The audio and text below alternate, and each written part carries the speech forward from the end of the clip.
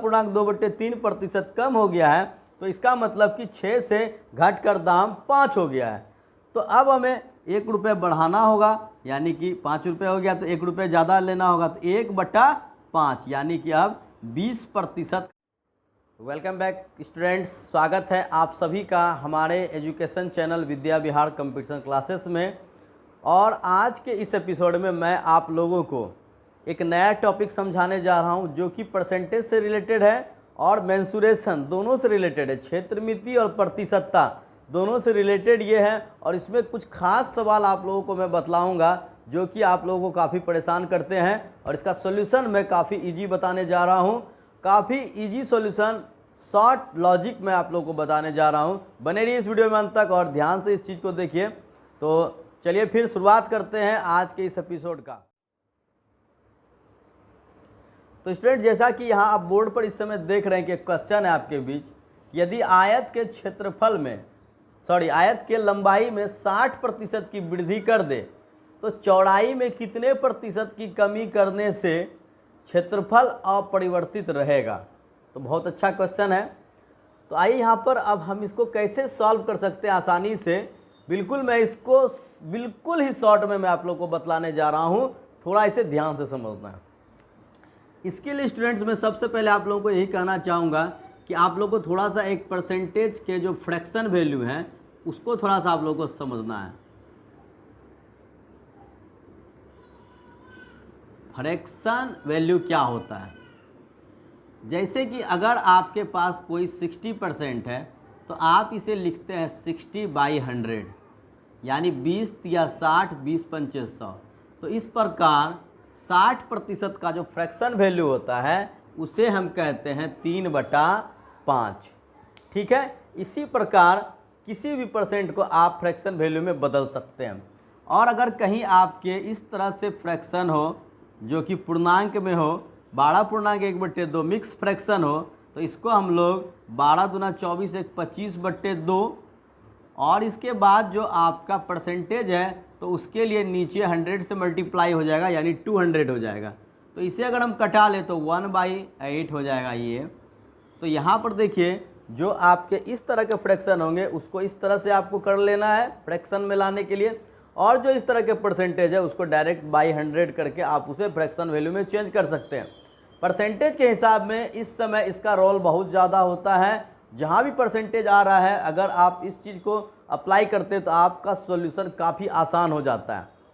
तो आइए फिर आज आप लोगों को मैं कुछ खास चीज़ इस वैल्यू के थ्रू से बतलाने जा रहा हूँ। तो ध्यान से देखिए, ये जो सवाल है आपका कि अगर आयत की लंबाई को हम 60% बढ़ा दें तो चौड़ाई को कितने प्रतिशत कम करने से क्षेत्रफल अपरिवर्तित रहेगा। ठीक है, तो चलिए सबसे पहले आप लोगों ने कई बार ऐसा सवाल देखा होगा, आप लोगों ने बहुत बार देखा होगा कि यदि पेट्रोल की कीमत 10% बढ़ जाती है तो उसके खपत में कितना कमी करे कि खर्च में वृद्धि ना हो। तो बिल्कुल इसी तरह के सवाल से रिलेटेड है, लेकिन इसका सॉल्यूशन काफ़ी आसान होगा। अगर आपके पास ऐसा क्वेश्चन आ जाए, पेट्रोल, इस तरह का सवाल आप लोग देखते होंगे। अब यहाँ पर मैं आप लोगों को जो सॉल्यूशन बताने जा रहा हूँ उसे आप लोग थोड़ा ध्यान से देखिए। सबसे पहले हम लोग फ्रैक्शन वैल्यू का इस्तेमाल करेंगे। अगर 10% है इक्वल टू 1/10, ठीक है, इसका मतलब यह है कि आपका जो पेट्रोल का मूल्य है वो 10% की वृद्धि हो गई, यानी पेट्रोल का मूल्य जो है वो अब आपके 10 से बढ़कर 11 हो गया। यानी जो ऊपर वाला जो फ्रैक्शन है जिसे हम लोग न्यूमरेटर बोलते हैं, यानी अंश ये इसमें प्लस हो जाएगा। यानी कि अगर पहले पेट्रोल 10 रुपये में मिलता था तो 10% वृद्धि होने के बाद वो 11 रुपये में मिलेगा, यानी पेट्रोल की कीमत 10 से बढ़कर 11 हो गई। तो अब हमें खपत में कमी करना है, तो यानी देखिए हमें 10 रुपये का पेट्रोल लेना है जो कि हम पहले लेते थे। तो अब 11 रुपये कीमत है तो उसमें 1 रुपया कम करेंगे, यानी कि 1/11 इसका आंसर हो गया। अब इसी को अगर हम परसेंटेज में बदल ले 100 से गुना करके तो यहाँ पर हो जाएगा 9.1/11% खपत में कमी आपका ये निकल जाएगा। आपको कोई फॉर्मूला कुछ भी याद रखने की इसमें आवश्यकता नहीं है।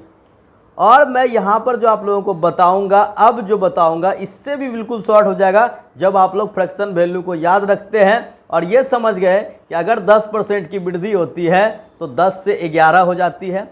अगर पेट्रोल की कीमत में 10% की कमी होती तो यहाँ पर 10 से 9 हो जाता। ऊपर वाला अंश को घटने पर वो हम घटा देंगे और बढ़ने पर उसे हम जोड़ लेते हैं। ठीक है, आइए यहाँ पर हम सवाल देखते हैं।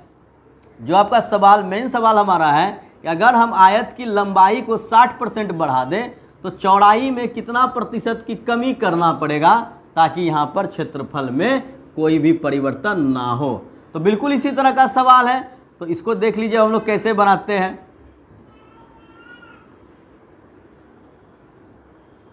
देखिए यहाँ पर 60% है तो 60% इक्वल टू हमारा क्या हो जाता है 3/5 हो जाता है। इसका मतलब है कि 3 रुपये से यहाँ पर अगर पहले पेट्रोल आयत का जो है लंबाई 5 था तो ये 5 से बढ़कर 5 3 हमारा अब जो लंबाई है वो कितना हो गया 8 हो गया।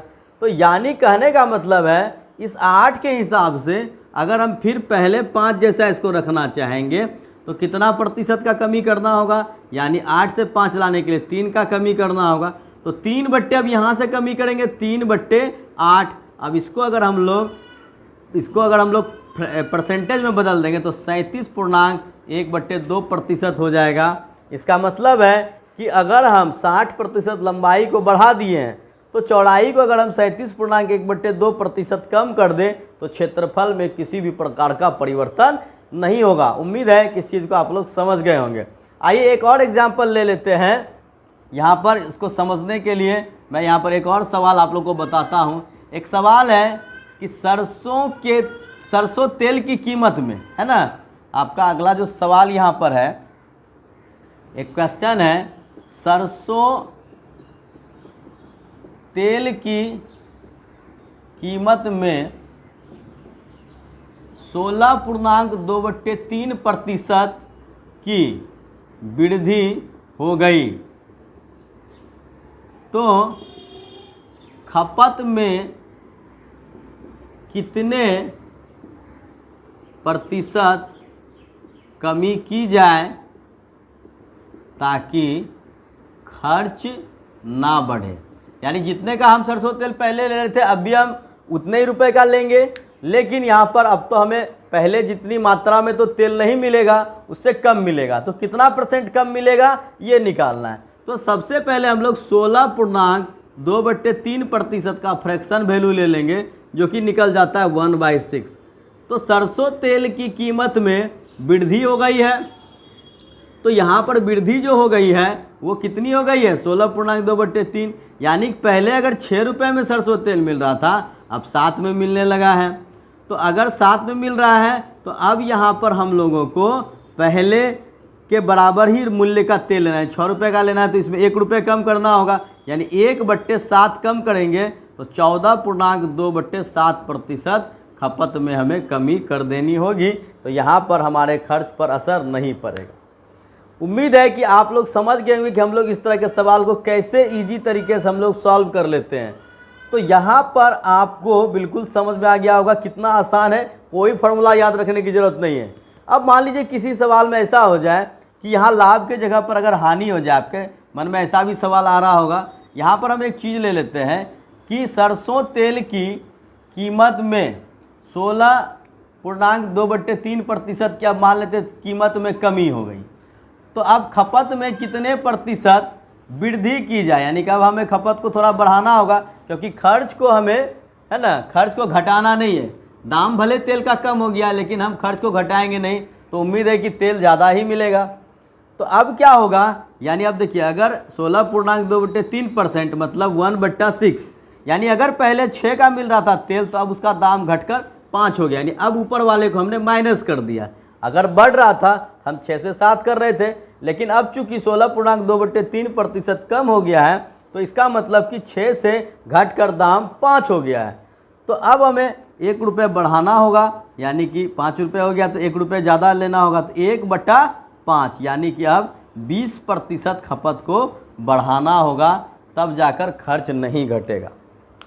तो जब कमी होगा तो हम लोग इस तरह से करेंगे, जब वृद्धि होगा तो वो भी मैंने आपको बतलाया। तो कैसा लगा ये लॉजिक आप ज़रूर बताइएगा। इसी तरह के क्वेश्चन में एक क्वेश्चन और पूछा जाता है। तो आपके स्क्रीन पर एक क्वेश्चन आया, आप देख रहे होंगे कि यदि ए की आय बी की आय से 14.2/7% कम है तो बी की आय ए से कितना प्रतिशत अधिक है ना। ए की आय बी की आय से 14.2/7% कम है तो बी की आय ए की आय से कितना प्रतिशत अधिक है। ठीक है, तो ये सवाल आपसे पूछा जा रहा है। तो यहाँ पर देखिए,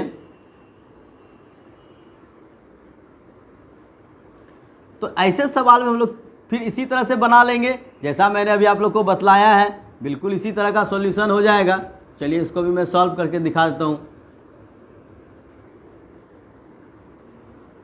तो सबसे पहले हम लोग 14.2/7% की फ्रैक्शन वैल्यू को समझ लेते हैं।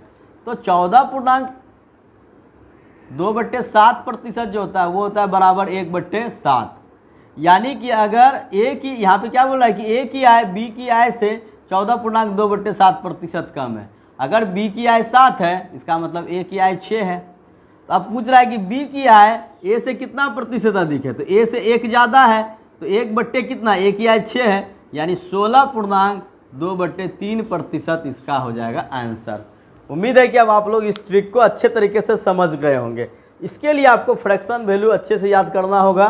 तो हमारे इस चैनल पर परसेंटेज का जो सबसे पहला चैप्टर मैंने समझाया है उस वीडियो में आप देखेंगे, आपको वहाँ पर PDF मिल जाएगा। आप सारे परसेंटेज का फ्रैक्शन वैल्यू को देखकर लिख सकते हैं। या फिर मैंने आपको शुरू में ये भी बतला दिया कि आप कैसे फ्रैक्शन वैल्यू ज्ञात करेंगे। अगर वीडियो पसंद आया हो तो बिल्कुल वीडियो को शेयर करते रहिए, और चैनल पर नए हैं तो चैनल को सब्सक्राइब कर लीजिए ताकि इस तरह की खास वीडियो आपको लोगों को लगातार देखने को मिलते रहे। तो बिल्कुल हमें कमेंट में बताते रहिएगा जैसा भी क्लास आप लोगों को लग रहा हो। मिलते हैं एक और नए टॉपिक के साथ, तब तक के लिए गुड बाय, जय हिंद, जय भारत।